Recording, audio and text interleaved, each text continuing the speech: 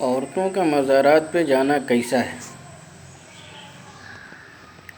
امام اہل سنت امام محمد رضا خان محدث بریلوی علیہ رحمت و رضوان فرماتے ہیں، غنیہ میں ہے کہ یہ نہ پوچھو کہ عورتوں کا مزاروں پر جانا جائز ہے یا نہیں، بلکہ یہ پوچھو کہ اس عورت پر کس قدر لعنت ہوتی ہے اللہ تعالیٰ کی طرف سے اور کس قدر صاحب قبر کی جانب سے۔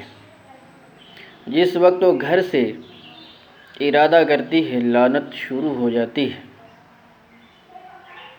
اور جب تک واپس آتی ہے ملائکہ لعنت کرتے رہتے ہیں، سوائے روضہ رسول صلی اللہ تعالی علیہ وسلم کے کسی مزار پر جانے کی اجازت نہیں۔